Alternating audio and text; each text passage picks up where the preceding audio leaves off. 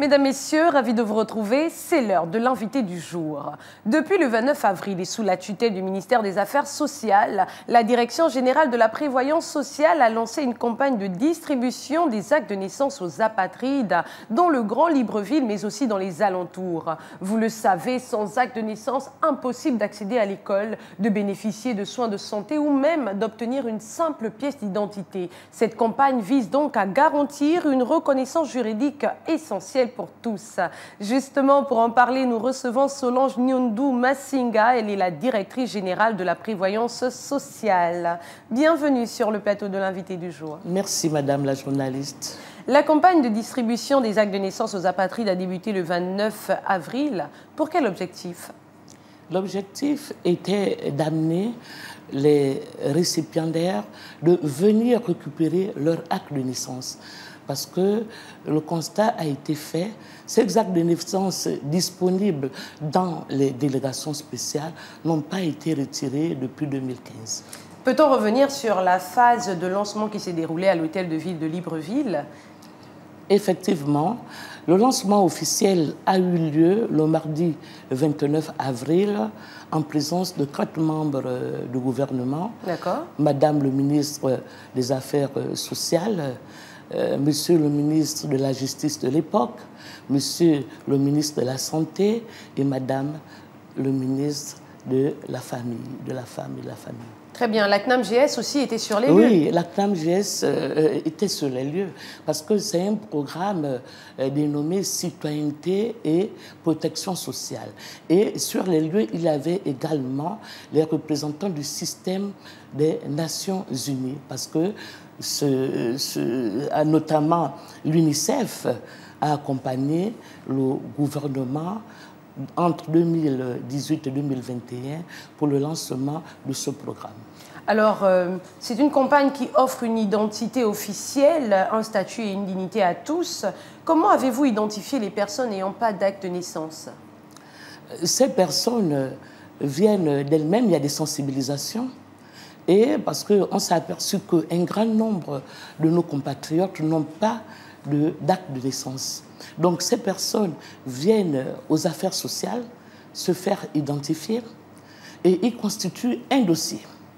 Le dossier comporte l'acte de naissance de la mère, l'acte de naissance légalisé de la mère, l'acte de naissance légalisé du père, une attestation de naissance, une photo d'identité de la mère, une photo d'identité du père. Au cas où il n'y aurait pas d'attestation de naissance, le ministère de la Santé peut délivrer un certificat d'âge apparent. Et à partir de ce moment-là, le certificat d'âge apparent qui remplace l'attestation de naissance, il faut également qu'il y ait 4 témoins.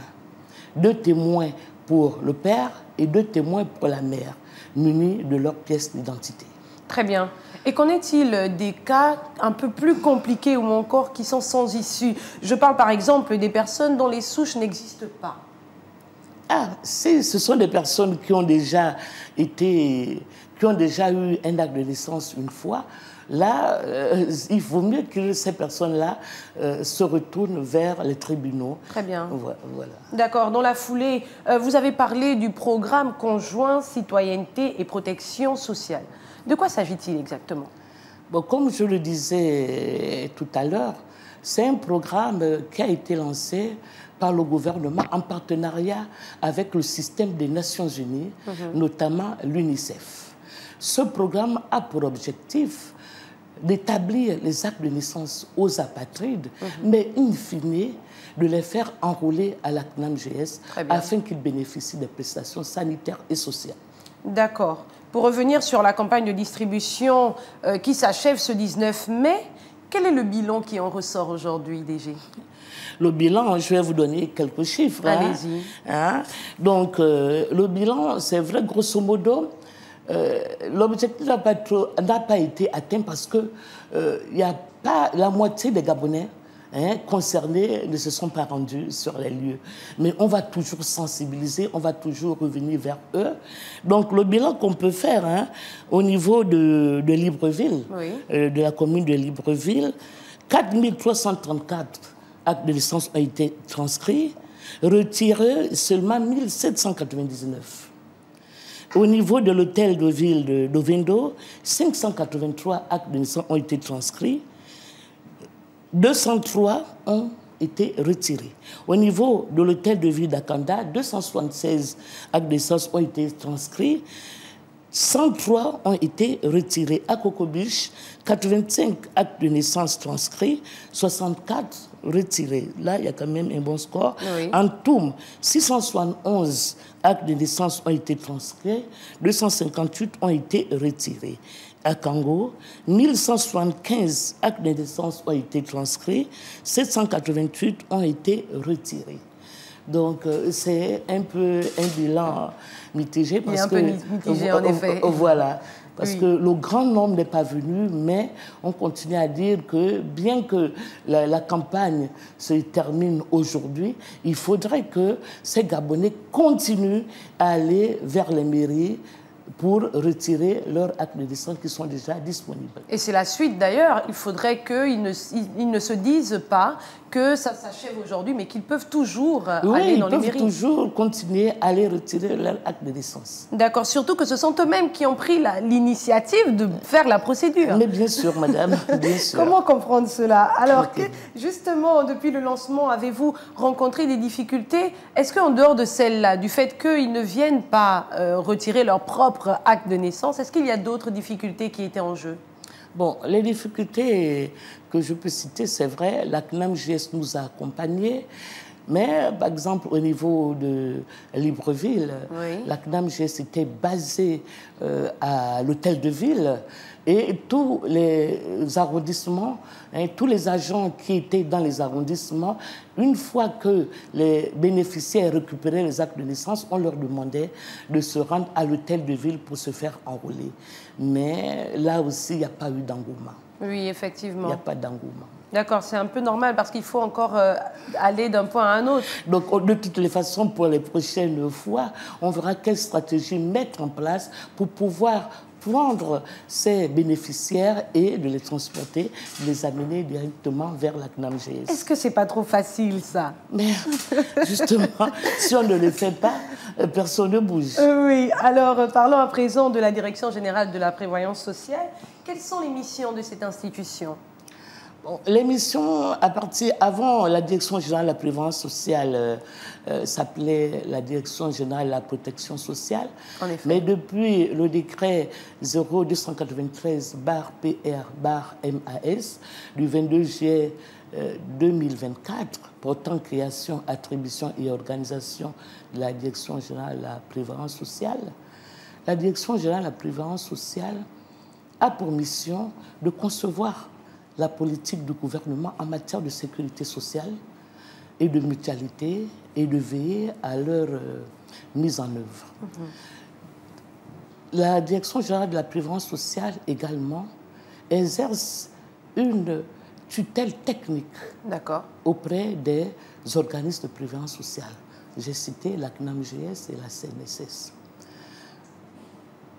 Une autre mission, c'est de concevoir les conventions à conclure, les conventions d'objectifs à conclure entre l'État et les organismes de prévoyance sociale et de veiller à leur mise en œuvre, de participer aux négociations et au suivi de l'exécution des engagements internationaux pris par le Gabon en matière de prévoyance sociale.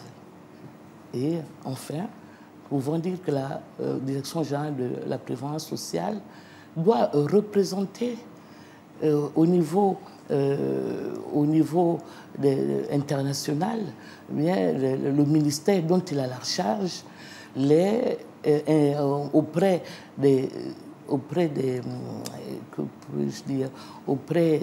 des entités de prévoyance sociale pour pouvoir porter la politique du gouvernement. Très bien.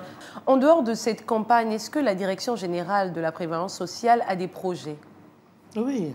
Les projets, c'est qu'on ne va pas, par exemple, là, on ne va pas s'arrêter là. Là, c'est comptait pour qu'ils viennent récupérer. Mais on a vu que la demande est forte. La demande est forte. Oui. Beaucoup de Gabonais n'ont pas d'acte de naissance. Donc nous sommes obligés de repartir sur le terrain pour pouvoir enregistrer de nouveaux cas et lancer les procédures pour qu'ils obtiennent également à leur tour un acte de naissance et se faire enrôler à la CNAMGS. Un mot de fin, DG? Oui, il faut souligner avec force que le social est une véritable préoccupation du président de la République, chef de l'État, chef du gouvernement, son Excellence Brice Clotaire Oligui Nguema, qui veut redonner la dignité à tous ses compatriotes. C'est pourquoi, sur ces très hautes instructions, Madame le ministre des Affaires sociales et de l'Inclusion a demandé à la Direction générale de la prévoyance sociale, dans le cadre du programme Citoyenneté et protection sociale, de mener la dite campagne de distribution des actes de naissance. Donc, nous demandons aux populations de s'y rendre, même si ça se termine, la campagne se termine aujourd'hui, les populations doivent aller massivement récupérer les actes de naissance. Très bien. Et je vais également dire au nom des populations qui sont venues récupérer leurs actes de naissance, ils ont beaucoup remercié le président de la République. Voilà qui est dit. Allez récupérer vos actes de naissance car il s'agit ici d'une action qui s'inscrit dans une dynamique de solidarité et d'inclusion. Avec Solange Nyundu Massinga, la directrice générale de la prévoyance sociale, nous parlions de la campagne de distribution des actes de naissance aux apatrides. Plus qu'une simple opération administrative, c'est un véritable acte humanitaire et républicain que pose l'État gabonais. Sur ce, on se dit à très vite. Merci à tous de votre fidélité et bonne suite de programme sur Gabon 24.